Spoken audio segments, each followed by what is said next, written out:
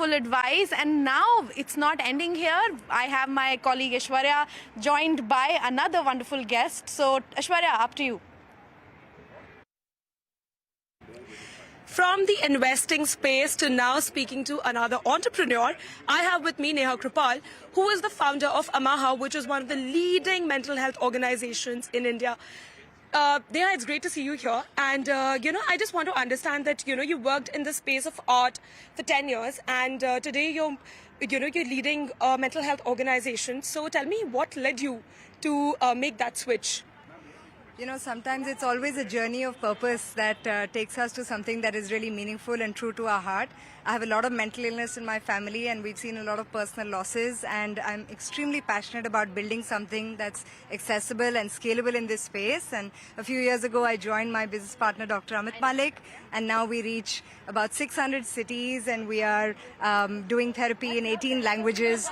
We did 1 lakh therapy sessions last year, so it's very fulfilling to do something meaningful, purposeful, and something that is personal to you. Absolutely. In general, it's been tough for women entrepreneurs to get that recognition, right? And especially when we talk about mental health, it's today in the last 2 to 3 years that we are seeing that this conversation, especially post-pandemic, that the conversation has become more prominent. Did you face any initial hiccups when you were starting the business? What were some of the hurdles that you had to overcome?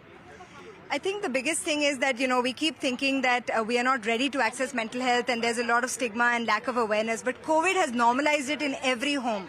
Today, we know it's a 1 in 4 problem with 200 million people suffering. But today it is in every home, whether it's domestic violence, abuse, digital addiction, relationships being strained, or any kind of mental illness. And mental health belongs to everybody. Mental illness is a challenge. So I think awareness is not a challenge. For us, really, the idea was to help people see that they can get quality, credible mental health care under one roof, so that they don't waste time going pillar to post seeking that help. And so we've been able to stitch that together. We've convinced investors to work with us who see that vision, not just of working across conditions, but also across the lifespan. So we have a child and adolescent mental health organization called Children First, run by Dr. Shelja Sen, Dr. Amit Sen, and Kavita Arora, which is phenomenal for what they do. Kids as young as 3 months, all the way up to geriatric care, we're able to show them, give them support under one ecosystem of care. That's wonderful to hear, and more power to you, Neha.